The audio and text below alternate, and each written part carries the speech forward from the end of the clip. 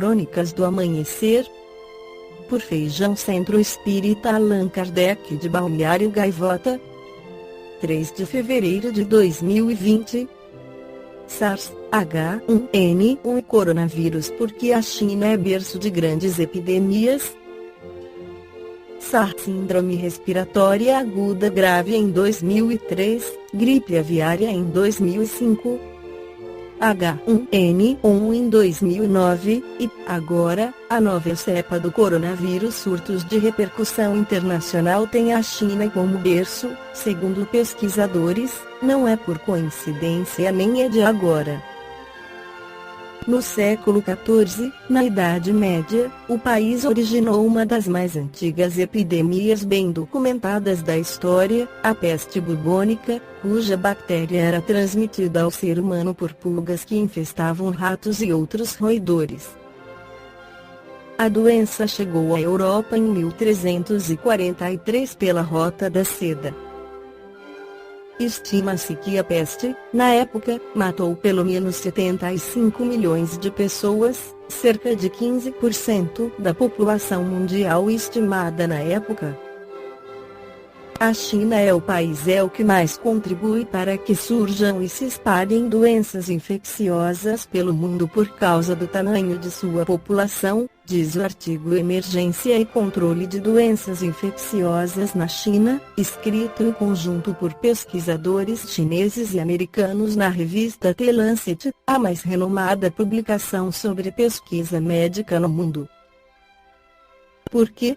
Diga não é só pela grande população, além de ser o país mais populoso do mundo, com cerca de 1,4 bilhão de habitantes, há um histórico de fome de consumo de qualquer tipo de animal, além da criação de animais sempre muito perto ou dentro de casa, principalmente porcos e aves, afirma o médico sanitarista Cláudio Mairovich, da Fiocruz Fundação Oswaldo Cruz, em Brasília. 4 grandes epidemias de doenças respiratórias recentes, como a SARS, a gripe aviária e o H1N1 têm origem em vírus oriundos de animais. A nova cepa do coronavírus, estima-se, tem relação com morcegos, que podem ter transmitido a doença para outro animal, que enfim transmitiu o vírus para humanos. Mas o ciclo ainda não está fechado.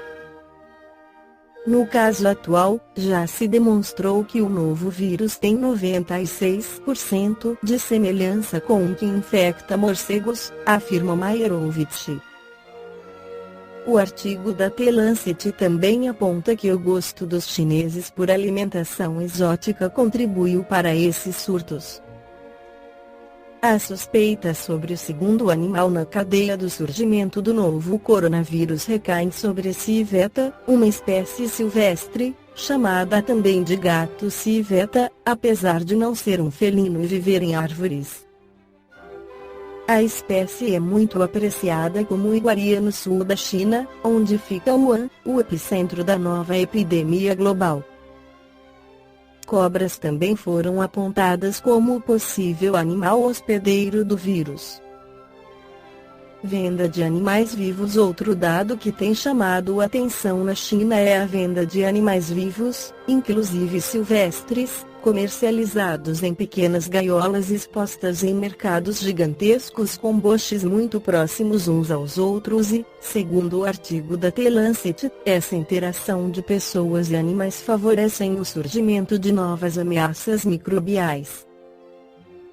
O artigo explica que, nestes mercados, as pessoas têm contato com a flora microbial dos animais ao comprá-los vivos para criar em casa ou colecioná-los, e também durante o transporte, venda, abate, preparo e consumo. A proximidade das pessoas com os animais é que faz surgir, com frequência, algum caso humano de gripe por vírus diferentes. Felizmente, na maior parte dos casos, os vírus não ganham capacidade de transmissão entre humanos, mas pode acontecer, como no caso atual. Cláudio Mairovich, sanitarista. Os primeiros humanos a aparecer com os sintomas do novo coronavírus eram trabalhadores e frequentadores do mercado de Wuhan. Mais uma coincidência com a SARS, surgida em 2013 em um mercado na cidade de Wuhan, Guangdong. Pressão popular e nas redes. Segundo o jornal The New York Times, o governo chinês, após forte pressão da população nas redes sociais, está revendo os regulamentos do comércio de animais vivos, especialmente animais silvestres. Na rede social Weibo, uma espécie de Facebook chinês, surgiu a campanha Reject Game Meat, rejeite carne de caça, que teve 45 milhões de visualizações. Uma das postagens, segundo o jornal norte-americano, foi feita por um apresentador de TV, Jin Si-chen, que escreveu: comer caça não cura a impotência nem confere poderes de cura. Um mercado de frutos do mar em Wuhan foi fechado para investigações após a morte de um frequentador em virtude do novo coronavírus. Escaldada pela epidemia de 17 anos atrás, a população deseja medidas mais radicais do que na época da SARS, quando a venda de civetas vivas no mercado foi proibida por alguns meses, mas retomada logo após o fim da epidemia. A Organização Mundial da Saúde divulgou dia 31 no seu balanço oficial, que aponta 9.826 casos confirmados no mundo, dos quais 9.720, 98,9%, na China. No país asiático há mais 15.238 casos suspeitos, destes, 1.527 são casos graves. Segundo o balanço da OMS, são 213 óbitos, todos na China. Na pergunta abaixo que consta do Livro dos Espíritos, Allan Kardec esclarece sobre a alimentação dos espíritos 710. Nos mundos em que a organização fisiológica é mais apurada, têm os seres vivos necessidade de alimentar-se? Tem, mas seus alimentos estão em relação com a sua natureza. Tais alimentos não seriam bastante substanciosos para os vossos estômagos grosseiros, assim como os deles não poderiam digerir os vossos alimentos. No Livro dos Médiuns, Allan Kardec volta ao assunto dizendo que os espíritos têm a total capacidade de criar uma substância alimentar como frutas, sopas, saladas e que se saciarem com a ingestão, de acordo com o que nos ensina Allan Kardec. Basta, para isso, aplicarem o pensamento e a vontade. Nos hospitais das colônias espirituais, como esclarece o espírito André Luiz pela psicografia de Francisco Cândido Xavier no livro Nosso Lar, os alimentos são fornecidos aos enfermos a fim de se revigorarem. Nos centros de reeducação para onde são conduzidos os espíritos recém-chegados do umbral, faz parte do tratamento a ingestão, pelos enfermos, de alimentos semelhantes aos terrenos, porém menos densos, até que se adaptem a sistemas de sustentação das esferas superiores.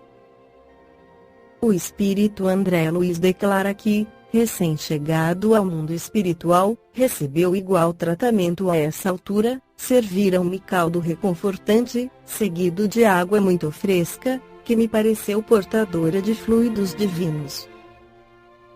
Aquela reduzida porção de líquido reanimava-me inesperadamente. Não saberia dizer que espécie de sopa era aquela, se alimentação sedativa, se remédio salutar.